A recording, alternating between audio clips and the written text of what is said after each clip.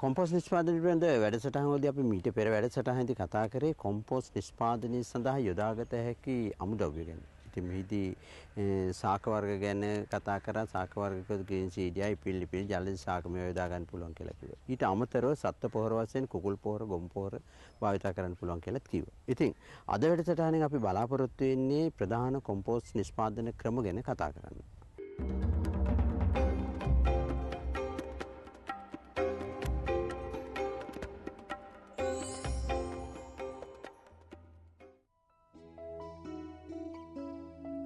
Compost නිෂ්පාදනය ක්‍රම කිහිපයක් යටතේ සිදු කරනවා. මෙම ක්‍රම එකිනෙකට වෙනස් වෙනවා මෙන්ම එක් එක් ක්‍රමයේ විවිධ වැදගත්කම් නිසා ගැටලුද දක්නට ලැබෙනවා. මේ නිසා කාර්යක්ෂමව කොම්පෝස්ට් නිෂ්පාදනය සඳහා පහසු, ලාභදායී හා ඉක්මනින් කොම්පෝස්ට් නිෂ්පාදනය කළ හැකි ක්‍රම අනුගමනය කිරීම වැදගත් වෙනවා. එසේ නොවුනහොත් ලාභදායී නොවනවා මෙන්ම නිෂ්පාදනය කිරීමද අපහසු වෙනවා.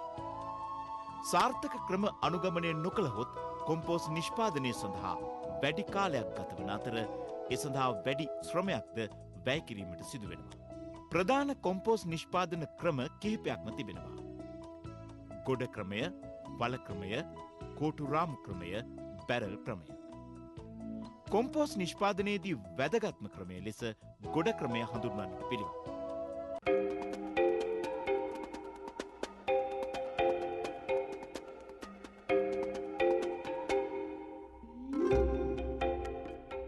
මේකෙදි කරන්නේ ඒ අපේ තියෙන අමුද්‍රව්‍ය මේ ගොඩක යම්කිසි ගොඩක් ආකාරයට ගැසීම. ඒතකොට මේකේ තියෙන වැදගත්කම තමයි කොම්පෝස්ට් නිෂ්පාදනයේදී මේකේ තියෙන තෙතමනය, ඒ වගේම මේක වාතාශ්‍රය අපිට පවත්වා ගන්න ඉතාම පහසු ක්‍රමයක්. ඒ වගේම දි รา පත් වීම ඉතා හොඳින් සාර්ථකව කරගන්න පුළුවන් ක්‍රමයක්. මේ ශ්‍රමය අඩුවෙන් යන්නේ. මේකට වලක් සාදන්න අවශ්‍ය නැහැ. මේකට කෝටු රාමු ක්‍රමයක් අවශ්‍ය නැහැ. කෝටු රාමු අවශ්‍ය නැහැ. ඒ වගේම බැරල් එකක් අවශ්‍ය නැහැ. ඒක නිසා මේ ගොඩ ක්‍රමය තමයි ඉතාම සාර්ථකව කොම්පෝස්ට් නිෂ්පාදනය කරගන්න පුළුවන්. මේක කුඩා පරිමාණයේ ඉඳලා මහ පරිමාණයේ දක්වා කොම්පෝස්ට් නිෂ්පාදනයේ සුදුසු ක්‍රමයක්. මෙම ක්‍රමයට කොම්පෝස්ට් නිෂ්පාදනයේදී නිෂ්පාදනයට වැලි හා පස් මිශ්‍ර වීමද අවම වෙනවා. මහ පරිමාණයෙන් කොම්පෝස්ට් නිෂ්පාදනයට සුදුසුම ක්‍රමය මෙයයි. එමෙන්ම කුඩා පරිමාණ නිෂ්පාදනයටද වාණිජ කොම්පෝස්ට් නිෂ්පාදනයටද මෙම ක්‍රමය අනුගමනය කරනු ලබනවා. දි รา පත් වීමද බොහෝ විට සාර්ථකව සිදුවන අතර දුගද හැමීමක් සිදුවන්නේද නැහැ. ගොඩ ක්‍රමයේදී නිපදවන ගොඩේ ප්‍රමාණය තිබෙන අමුද්‍රව්‍ය ප්‍රමාණය අනුව වෙනස් කරගත හැකි වෙනවා. නමුත් ගොඩේ පළල සහ උස වැඩි වුවහොත් නිෂ්පාදනයේදී සිදු කරන විවිධ ක්‍රියාකාරකම් වලට එය බාධාවක් වෙනවා. නමුත් දිග වැඩි කර ගැනීම කළ හැකි. එය නිෂ්පාදන ක්‍රියාවලියට බලපෑමක් ඇති කරන්නේ නැහැ.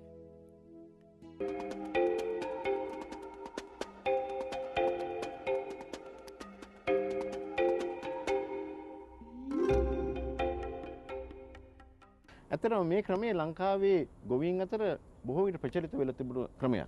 ඒකට හේතු වුණේ ඒ කාලයේ මං හිතන්නේ මේ ක්‍රමවලදී ඔවුන්ට ශ්‍රමය ගැන ඒ තරම්ම ප්‍රශ්නයක් නොවුණු හින්දා. නමුත් අද අපිට පෙනී ගිහිලා තියෙනවා මේ ප්‍රදේශවල ඒ ගොවීන්ට සිදු වෙලා තියෙන නැත්නම් ඒගොල්ලන් නැති වෙලා තියෙන මේ ශ්‍රමහිගතාවයේ හින්දා මේ වලවල් කැපීමට අපහසුයි. ඒක නිසා නමුත් මේකේ එක වැදගත් දෙයක් තමයි වීලි කලාපය වගේ තෙතමනේ අඩු වර්ෂාව අඩු ප්‍රදේශවල මේක වඩා සුදුසුයි. ග්‍රාමීයව කොම්පෝස්ට් නිෂ්පාදනයේදී සමහර ගොවි මහතුන් මෙම ක්‍රම අනුගමනය කරනු ලබනවා. ගෙවතු ආශ්‍රිතවද මෙම ක්‍රමය දක්නට ලැබෙනවා. නමුත් ගොඩ ක්‍රමය හා සැසඳීමේදී මෙහි විවිධ ගැටලු දක්නට ලැබෙනවා. වලක් සෑදීම සඳහා අධික ශ්‍රමයක් වැය වෙනවා වගේම ඒ සඳහා විශාල මුදලක්ද වැය කිරීමට සිදු වෙනවා. දි รา පත් වීමට ගතවන කාලයද වැඩි වෙනවා. මෙහිදී හොඳින් වාතාශ්‍රයක් ලැබෙන්නේ නැති අතරම වර්ෂා කාලයේදී අධික ලෙස ජලය එකතු වීමක්ද සිදු වෙනවා. ප්‍රශස්ත තෙතමනයක් පවත්වා ගැනීම මෙන්ම පෙරලීමද මෙම ක්‍රමයේදී අපහසු වෙනවා. වැඩි කොම්පෝස්ට් ප්‍රමාණයක් නිපදවා ගැනීමට නොහැකි නිසා මෙම ක්‍රමය මහා පරිමාණ කොම්පෝස්ට් නිපදවීමට සුදුසු වන්නේ නැහැ. වල ක්‍රමයේදී නිපදවන කොම්පෝස්ට් බොහෝ විට හොඳින් දි รา පත් නොවී තිබීමද දක්නට ලැබෙනවා.